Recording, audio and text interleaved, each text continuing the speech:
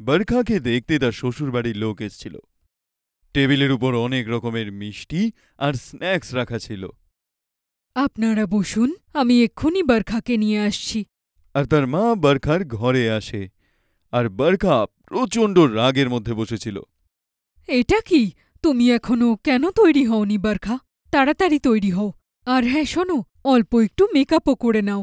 বন্ধ করো মা, এসব অনেক হয়েছে। 1 মাসে এই নিয়ে 10 বার হলো যেখানে কেউ আমাকে দেখতে এসেছে, আর আর আমাকে দেখেই ওরা চলে যাবে। তুমি কি জানো যে এই সব কিছুর জন্যে আমি সবার সামনে বারবার করে কত ছোট হতে থাকি? দেখো, এইসব কথা পরেও হতে পারে।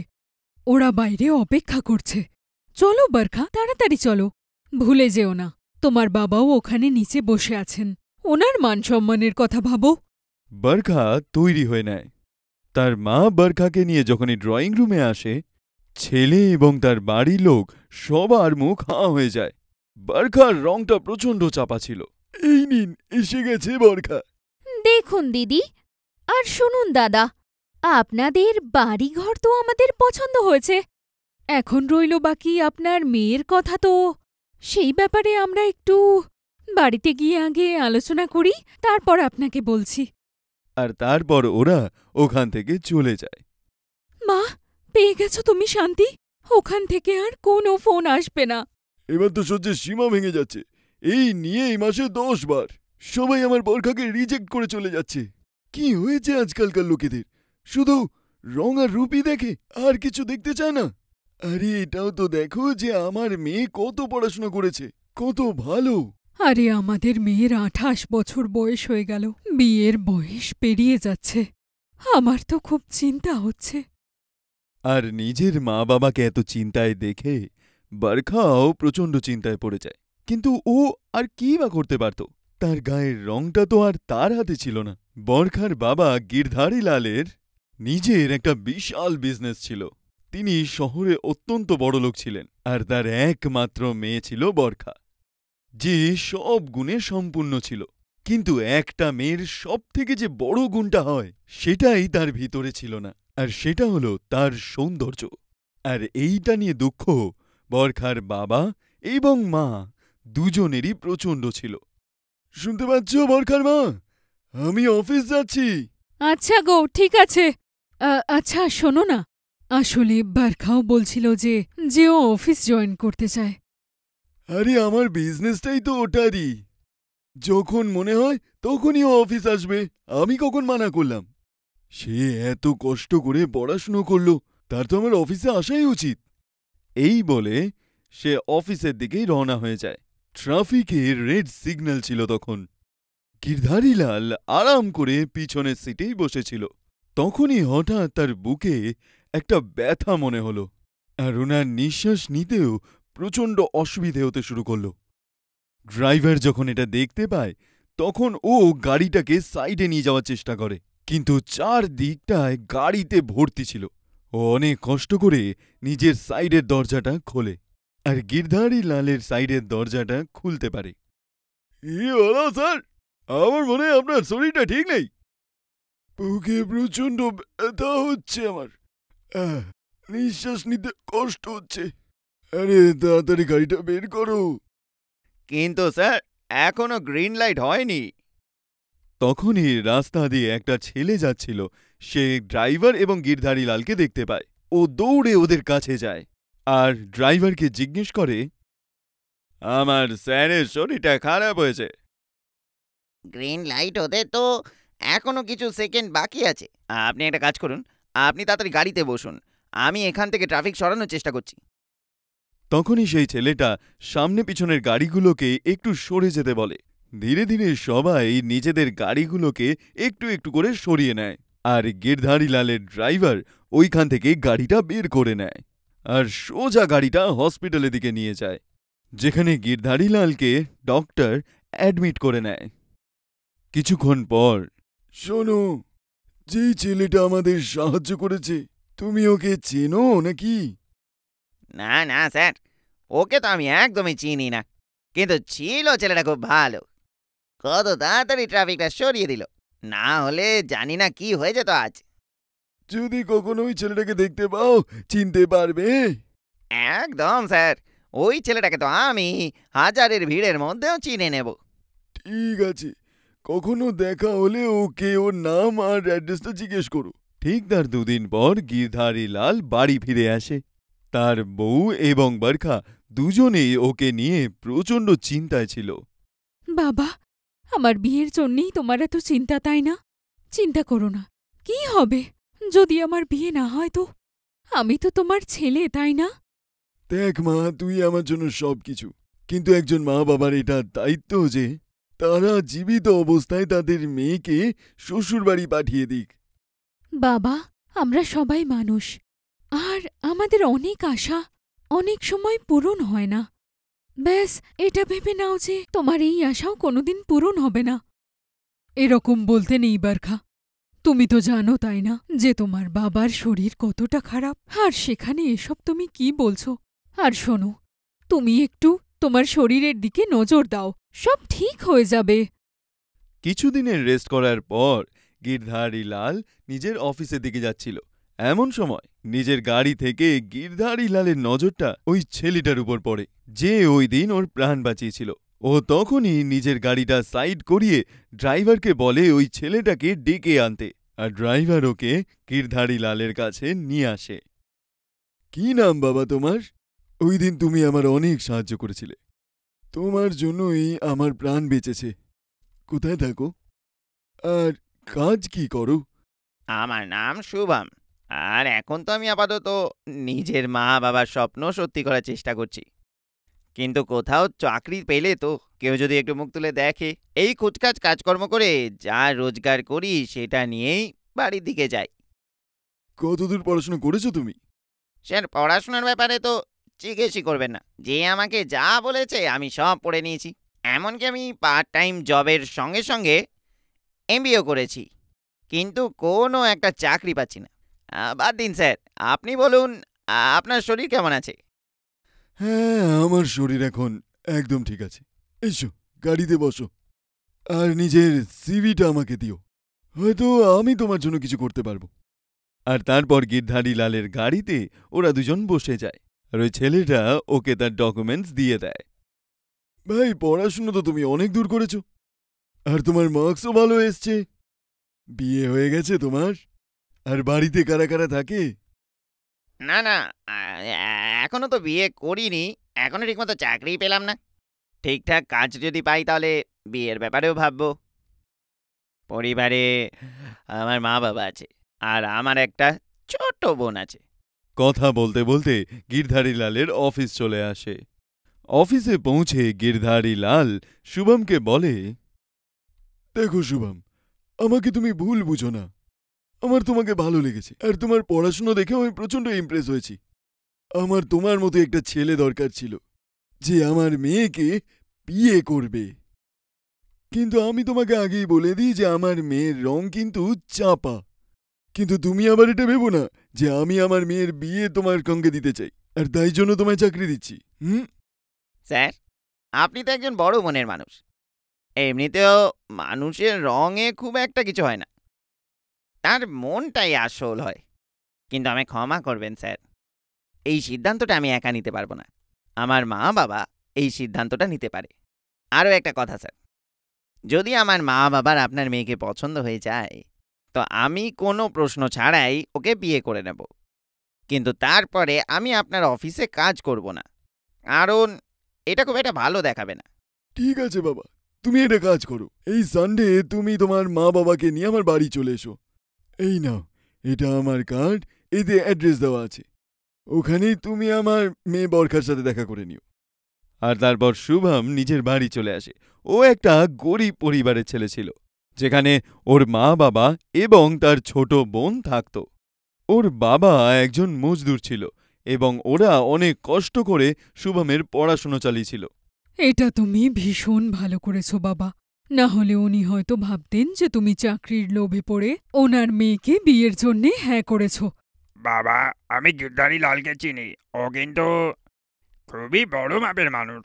উনি তোমার জন্য নিজের মেয়ের সম্বন্ধ এনেছেন, এটা একটু আজব লাগছে শুনতে। জানি না ওনার কি বাধ্যবাধকতা ছিল। সে তো ভগবানই জানেন। ওনারা যদি ডাকেন তাহলে আমরা নিশ্চয়ই যাব। আর আমার মনে হয় কেউ যদি আমাদের ভালোবেসে ডাকে তাহলে বারণ করা উচিত নয়। আর রবিবার দিন সবাই বরখাকে দেখতে যায় তার বাড়িতে। কিন্তু বরখাকে দেখার পরে, দেখো মা, আমার একদমই যায় আসে না যে তোমার গায়ের রং কালো না ফর্সা, কিন্তু আমায় শুধু এইটুকু বলো যে তুমি কি আমাদের গরিব পরিবারে এসে বাড়ি ঘর দৌড় সামলাতে কি পারবে? তুমি কি খাবার বানাতে পারো? বাড়ির কাজকর্ম করতে পারো? হ্যাঁ হ্যাঁ, আমি সব কাজ করতে পারি। বরখা এইটা বলে শুভমের দিকে তাকিয়ে থাকে আর মনে মনে ভাবতে থাকে যে এত সুন্দর একটা ছেলে তার সাথে কেন বিয়ে করতে চাইছে। এই গিরধারীলাল বাবু, আপনি আমাদেরকে এরকম মান দিয়েছেন তার জন্য অনেক ধন্যবাদ। আমাদের আপনার মেয়েকে খুব পছন্দ হয়েছে। আমার আপনাদের থেকে কিছু চাইও না। এইটা শুনেই গিরধারী লাল আর তার বউ প্রচণ্ড আনন্দ পায় আর তার কিছুদিনের মধ্যেই প্রচণ্ড ধুমধাম করে ওনারা বরখার বিয়ে শুভমের সঙ্গে দিয়ে দেন। আর বরখা নিজের গরিব শ্বশুরবাড়িতে প্রথমবার এলো। শোনো বরখা, আজ থেকে এইটাই তোমার ঘর, আর তোমার যা ঠিক মনে হয় তাই করো। মা বাবা শুধু একটু খেয়াল রেখো। আর হ্যাঁ, ছোট বোনকে নিজের বোন বলেই ভেবো। ঠিক আছে, আমি সব কিছু সামলে নেব। বরখা যেমন বলেছিল সে তেমন কাজই করেছিল। বরখা নিজেকে সেই মধ্যবিত্ত ফ্যামিলিতে আবার নিজের মতো মিশিয়ে নেয়। ওখানে সুখ শান্তি ছিল। আর সবথেকে বড় কথা, গিরধারী লাল আর তার বউও প্রচণ্ড খুশি ছিল যে ওনাদের মেয়ে শ্বশুরবাড়ি গেছে। আর কিছু চেষ্টা করার পর শুভমও একটা ভালো কোম্পানিতে চাকরি পেয়ে যায়। দেখতে দেখতেই 1 বছর কেটে যায়। 1 বছর পরে গিরধারী লাল নিজের বউকে নিয়ে নিজের মেয়ের শ্বশুরবাড়িতে যায়। দেখুন বেয়াই মশাই, আপনি যেমন বলেছিলেন আমি সেটাই করেছি। না আমি আপনাদেরকে দহেজ দিয়েছি, না আমি শুভমকে নিজের অফিসে কাজ দিয়েছি। আর যেমনটা আমি দেখছি আমার মেয়ে আপনাদের এখানে প্রচণ্ড খুশি আছে। হ্যাঁ, এটা শুনে তো আমার খুব ভালো লাগলো গিরধারীলাল বাবু। শ্বশুর বাড়িতে নিজের মেয়েকে খুশি দেখাটা তো প্রত্যেক মা বাবারই স্বপ্ন হয়। শুধু একজন মেয়ের বাবা আপনার সামনে হাত জোড় করে বিনতি করছে। শুভম আমার জামাই নয়, আমার ছেলে। ওকে শুধু বলুন যেন ও আমার ব্যবসাটা সামলায়। আমার শরীরটা আজকাল ভালো থাকে না। আমি চাই যে আমি বেঁচে থাকতে আমি শুভমকে সব কিছু শিখিয়ে দিয়ে যাই, কারণ আমার মারা যাওয়ার পরে সবকিছু বরখা আর শুভমেরই তো রইবে। গিরধারী লাল হাত জোড় করে দাঁড়িয়েছিল। তখনই শুভমের বাবা তার হাতগুলোকে ধরে ফেলে। না না, আপনি আমাদের বৌমার বাবা। আপনি এরমভাবে হাত জুড়বেন না। যেমনটা আপনি চান তেমনটাই হবে। আপনার মেয়ে আমাদেরও মেয়ে, তো আমাদের ছেলেটাও তো আপনাদের ছেলেই হলো নাকি? তারপর গিরধারী লাল ধীরে ধীরে শুভমকে সবকিছু শেখাতে শুরু করে। কিছুদিনের মধ্যেই পুরো ব্যবসাটা শুভমের হাতেই তুলে দেওয়া হয়। আর ভগবানকে ওনারা ধন্যবাদ দিতে থাকেন যে ওনাদের মেয়ে একটা ভালো পরিবারে গেছে। আমি শুনলাম যে তোর বাড়ির লোক তোর জন্য সম্বন্ধ খুঁজছে। হ্যাঁ রে, তুই ঠিকই শুনেছিস। আর তুই এমন করে বলছিস যেন তুই এইসব বাইরে থেকে জানতে পেরেছিস।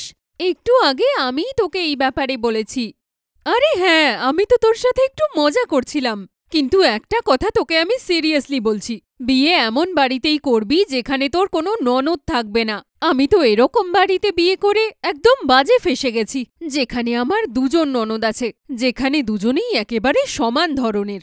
ভালো হয়েছে যে একজনের বিয়ে হয়ে গিয়েছে, কিন্তু আর একজন তো আমার বাঁচা মুশকিল করে দিয়েছে। যখনই দেখো সাপের মতো আমার মাথার উপর উঠে নাচতে থাকে। আরে আগে আমার সম্বন্ধ ঠিক তো হতে দে। তুই তো বিয়ে হওয়ার আগেই আমাকে ভয় দেখিয়ে দিচ্ছিস। তোর কথা শুনে তো আমার মনে হচ্ছে আমি বিয়েই করতে পারবো না। মনিকার বান্ধবীও তার মনে ননদকে নিয়ে এমন ভয় ঢোকায় যে মনিকা ননদের নাম শুনলেই ভয় পেয়ে যায়। ও দিন রাত এটাই প্রার্থনা করে যেত যে ওর যেখানে বিয়ে হবে সেখানে যেন তার কোনো ননদ না থাকে। কিন্তু হয়তো এর একদমই বিপরীত। মনিকার যেই বাড়িতে বিয়ে হয় সেই বাড়িতে তার এক আইবুড়ো ননদ থাকে। মনিকা বাড়িতে ঢোকার সময় তার ননদকে দেখে মনে মনে ভাবতে থাকে, হে ভগবান, আমি তোমায় এত প্রার্থনা করলাম, তোমার এত পুজো করলাম যাতে আমার শ্বশুরবাড়িতে ননদ না থাকে, কিন্তু শেষমেশ তুমি আমাকে এমন একটা শ্বশুরবাড়ি দিলে যেখানে অবিবাহিত আমার ননদ রয়েছে। না জানি এখনও আমার সাথে কেমন ব্যবহার করবে। ও যদি নিধির ননদের মতো আমার বাঁচা মুশকিল করে দেয়। আরে বৌদি, তুমি দরজায় দাঁড়িয়ে কি ভাবছো বলো তো? ভেতরে তো এসো। আরে ভেতরে তো তখন আসবে যখন তুই আরতির থালা আনবি। আরে হ্যাঁ, আরতির থালা আনতে তো আমি ভুলেই গেছি। তুমি 2 মিনিট দাঁড়াও, আমি খুব সুন্দর করে আরতির থালা সাজিয়ে রেখেছি। পিঙ্কি দৌড়ে গিয়ে আরতির থালাটা নিয়ে আসে। সে তার দাদা বৌদিকে বরণ করে তাদেরকে নিজের হাতে মিষ্টি খাওয়ায়। আরে বৌদি, আসতেই দাদাকে ভুলে গেলি? আরে আমিও তো এখানে মিষ্টি খাওয়ার জন্য দাঁড়িয়ে আছি, আমাকে তো মিষ্টিটা খাওয়া। তুমি ভেতরে গিয়ে মিষ্টি খেয়ে নিও। আমি এই মিষ্টি স্পেশালি বৌদির জন্য বানিয়েছি, তাই এটা শুধু বৌদিই খাবে। তোমার মিষ্টি খেতে হলে তুমি অন্য কিছু খেয়ে নাও। নিধি যেরকম বলছিল, আমার ননদকে তো সেরকম একদম মনে হচ্ছে না, কিন্তু কে জানে, ও হয়তো সবার সামনে আমার সাথে ভালো হওয়ার নাটক করছে। কারণ নিধিও বলছিল যে সবার সামনে শুরুতে ভালোই ব্যবহার করে, কিন্তু আস্তে আস্তে নিজের আসল রূপ দেখাতে শুরু করে। আরে বৌদি, তুমি আবার নিজের মনে কি ভাবছো? মনে হচ্ছে তুমি ভাবছো যে তুমি কত ভালো ননদ পেয়েছো। এমনিতে ভালো তো আমি বটে, তাই তোমার আমার প্রশংসা করার কোনো দরকার নেই। তুমি ভেতরে এসো। মনিকা বাড়ির ভিতরে চলে আসে। পরের দিন বিয়ের নিয়ম অনুযায়ী মনিকার প্রথমবার রান্নাঘরে যাওয়ার দিন ছিল। এই জন্য সবাই তার সামনে আলাদা আলাদা খাবারের ফরমাইশ রাখতে শুরু করে দেয়। দেখো মনিকা, আমার তো ব্রেকফাস্টে আলুর পরোটা চাই, এই জন্য আমার জন্য আলুর পরোটাই বানাবে। আর হ্যাঁ, তার সঙ্গে খাওয়ার জন্য বুন্দির রায়তা দরকার। আরে তোর তো আলুর পরোটাই পছন্দ, কিন্তু বৌমা, আমার তো জলখাবারে গরম গরম আলু ভাজা আর লুচি খেতে ইচ্ছে করছে। আমার জন্যে তোর প্রথম রান্নাঘরে ওটাই বানাস। আরে তোমরা নিজেদের পছন্দ মতো সব বলে দিলে, কিন্তু আমার পছন্দের তো কোনো দামই নেই কারোর কাছে। বৌমা, আজ তোর প্রথম রান্না, তো এই অছিলায় আমিও কিছু নিজের পছন্দ মতো খাবো। আমার তো আজকে সকালে ডাল বাটি খেতে ইচ্ছে করছে, তুমি আমার জন্য ডাল বাটি বানিয়ে দাও। আরে আরে আরে, আজকে বৌদির প্রথম রান্নাঘর, তো তোমরা তো ওকে রেস্টুরেন্টের মতো অর্ডারের পর অর্ডার দিতে শুরু করেছো। বেচারি আমার বৌদি একা একা কত খাবার বানাবে। আচ্ছা, তোর যখন তোর বৌদির উপর এত দয়া হচ্ছে, তাহলে গিয়ে ওর সাহায্য কর, কারণ রান্নাঘরের প্রথম দিনে তো সবার পছন্দের খাবারই হয়। যদি এরকম ব্যাপার হয় তাহলে ঠিক আছে। কি মনে হয় আমি খাবার বানাতে বৌদির সাহায্য করতে পারবো না? চলো বৌদি, আমিও খাবার বানাতে তোমার সাহায্য করব। আরে বাহ, এটা তো ভালোই হলো। ও খাবার বানানোর জন্য তৈরি হলো। এমনি সময় তো জল গরম করতে বললেও ও যাই না রান্না করে। আরে বাহ বৌদি, আসতেই তুই তো নিজের পার্টি বদলে ফেললি। আরে তুমি কি জানো, আমি কত বছর ধরে বৌদির আসার অপেক্ষা করেছি। এখন যখন ফাইনালি বৌদি এসেছে, আমি তো আমার সব সময় বৌদির সাথেই কাটাবো। তাতে যতই আমায় রান্নাঘরে সাহায্য করতে হোক খাবার বানাতে, বা বৌদির সাথে অনেক কাপড়ই ধুতে হোক। পিঙ্কির কথা শুনে মনিকার মুখে হাসি চলে আসে। পিঙ্কি কিচেনে গিয়ে খাবার তৈরি করায় মনিকাকে সাহায্য করতে শুরু করে। বৌদি, এমনিতে আমি রান্নাঘরের বেশি কাজ তো জানি না, কিন্তু লুচির জন্য আমি ময়দা মাখিয়ে দিতে পারি, আর সব সবজিও কেটে দিচ্ছি। লুচি বানানোর কাজ আমি করে নিচ্ছি, বাকি যত বাসন জড়ো হবে আমি সব ধুয়ে দেব। না পিঙ্কি, তুমি চিন্তা করো না, আমি সব কাজ করে নেব, তুমি এত চিন্তা করো না। আরে না না বৌদি, এতে চিন্তার কি আছে? তুমিও যদি এত কাজ করো তাহলে চিন্তায় পড়ে যাবে, তাই কাজ যত ভাগ করে করবে ততই ভালো। পিঙ্কির ব্যবহারে মনিকার মন একদম ভরে ওঠে এবং মনিকার করা প্রথমবার রান্নাটাও সবার অসাধারণ লাগে। পিঙ্কি মনিকার সাথে বসে কিচেনে সব বাসন ধুয়ে ফেলে। কিছুদিন পরে, আরে বৌদি, তোমার বিয়ের এত দিন হয়ে গেল, কিন্তু তুমি আমার সাথে এখনো একবারও শপিং এ যাওনি। চলো না, আজকে আমরা দুজনে শপিং এ যাই। মার্কেটে এত ভালো ভালো জামা কাপড় এসেছে, তুমি নিজের জন্যে ভালো ভালো শাড়ি নিও, তোমাকে শাড়িতে খুব সুন্দর লাগে। কিন্তু পিঙ্কি, আমার সবে নতুন বিয়ে হয়েছে, তাই জন্যে মা বাবা হয়তো আমায় মার্কেটে যেতে দেবে না। নতুন বউকে বাড়ি থেকে বেশি বেরোতে দেয় না। আরে এভাবে কি করে পাঠাবে না? আমি আছি না তোমার সাথে। তুমি কোনো ব্যাপারে একদম ভেবো না, তুমি শুধু আমার সাথে চলো, বাকি আমি সব সামলে নেব। পিঙ্কি নিজের মা বাবার সাথে কথা বলে মনিকাকে মার্কেটে নিয়ে যায়, আর ওখানে ওরা দুজনে অনেক শপিং করে। পিঙ্কির সাথে শপিং করে মনিকা প্রচণ্ড আনন্দ পায়। দুজনে একে অপরের জন্য ভালো ভালো জামাকাপড় কেনে। আর তার কিছুদিন পরেই পিঙ্কি নিজের দাদা বৌদির মধ্যে ঝগড়ার আওয়াজ শুনতে পায়। আরে মনিকা, আমি তোমায় বললাম না আমার আজকে একটা কাজ আছে, তাই জন্য আমি মুভি দেখতে যেতে পারবো না। আমাদের বিয়ের 6 মাস হয়ে গেছে, কিন্তু এখনো অবধি একবারও আমরা সিনেমা দেখতে যাইনি। আমি যখনই তোমাকে সিনেমা দেখতে যাওয়ার কথা বলি, তোমার কাজের বাহানা এর মাঝখানে চলে আসে। আমি তোমার সাথে কথাই বলবো না। কি আরে দাদা, বৌদি একদম ঠিকই বলছে। বৌদি, দাদার সাথে কথা বলার তোমার কোনো দরকার নেই। তোমার একটুও লজ্জা করে না? না, এখানে বৌদি তোমার জন্য রোজ রোজ ভালো ভালো রান্না করে, তোমার পছন্দ অপছন্দের কত খেয়াল রাখে। আর তুমি বৌদিকে একটা সিনেমা দেখাতে নিয়ে যেতে পারছো না? তুমি তো আমার নাম ডুবিয়ে দিলে দাদা। এই তুই না এখানে দাঁড়িয়ে দাঁড়িয়ে ওভার অ্যাক্টিং করিস না। একে তো রেগে আছে, তার মধ্যে তুই আবার ঘি দিচ্ছিস আগুনে। কি? আমি আগুনের মধ্যে ঘি ঢালার কাজ করছি? তার মানে তুমি বৌদিকে আগুন বলছো? দেখো বৌদি, দাদা তোমাকে কি বলছে। হ্যাঁ দেখলাম পিঙ্কি, আমি খুব ভালো করেই দেখলাম। আরে মা আমার, তুই কেন লড়াই করাতে চাইছিস দুজনের? চুপ হয়ে যা প্লিজ, আর তুমি রেডি হয়ে যাও, আমি তোমাকে মুভি দেখিয়েই নিয়ে আসবো, নাহলে জানি না তোমরা দুজনে আমার কি করে দেবে।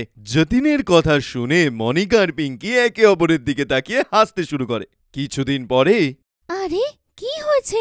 আজকে এত দেরি হয়ে গেল, বৌদি এখনো বাইরে এলো না। আমি ঘরে গিয়ে একবার দেখি। পিঙ্কি যখন মনিকার ঘরের দিকে যায় তখন সে দেখে যে মনিকা তখনও নিজের ঘরে শুয়ে আছে। আরে বৌদি, তোমার আজকে কি হয়েছে? প্রত্যেকদিন তো তুমি সকালে উঠে যাও, কিন্তু আজকে এখনো শুয়ে আছো। কি হয়েছে? তোমার শরীর ঠিক আছে তো? জানি না পিঙ্কি, শুধু কিছু ভালো লাগছে না। মনে হচ্ছে যেন আমার প্রচণ্ড জ্বর এসেছে আজকে। ওহো, দাদাও আজকে বাড়িতে নেই। তুমি আমাকে আগে বললে আমি তোমার জন্য ওষুধ নিয়ে আসতাম। দাঁড়াও, আমি এখনই থার্মোমিটার আনছি। পিঙ্কি থার্মোমিটার দিয়ে মনিকার জ্বরটা চেক করে। ভালো হয়েছে যে তোমার বেশি জ্বর নেই, কিন্তু তাও আমি তোমার জন্যে গরম গরম স্যুপ আনছি, তারপরে তুমি ওষুধ খেয়ে নিও। পিঙ্কি মনিকার জন্য গরম গরম স্যুপের সঙ্গে চিজ টোস্টও নিয়ে আসে। এই নাও, আমি তোমার জন্যে চিজ টোস্ট আর গরম স্যুপ এনেছি। এটা তাড়াতাড়ি খেয়ে নাও, তারপর তোমায় ওষুধও খেতে হবে। পিঙ্কি মনিকাকে খাওয়ানোর পর তাকে ওষুধ দিয়ে দেয়। ও মনিকাকে নিজের কোলে শুইয়ে তার মাথা টিপতে থাকে। তখনই মনিকা উঠে পিঙ্কিকে বলে, আমি খুবই ভাগ্যবান যে আমি তোমার মতো ননদ পেয়েছি। আমার বন্ধু আমাকে বিয়ের আগে আমায় এত ভয় পাইয়ে দিয়েছিল যে আমি সব সময় ঠাকুরের কাছে প্রার্থনা করতাম আমি যেন ননদ না পাই। কিন্তু যদি ননদ তোমার মতো হয় তাহলে প্রত্যেক জন্মে এরকমই শ্বশুরবাড়ি চাই যেখানে তুমি আছো। তুমি ননদের থেকে বেশি আমার বোনের মতো হয়ে উঠেছ, যে আমাকে এত ভালোবাসে। আরে বৌদি, আমার না এরকম ইমোশনাল কথা একদম ভালো লাগে না। তাই তুমি না আমাকে সেন্টি করো না, না হলে চোখে জল চলে আসবে আর আমার মেকআপও খারাপ হয়ে যাবে। পিঙ্কির কথা শুনে চোখে জল চলে আসে মনিকার, আর তার মুখে একটা সুন্দর হাসি আসে।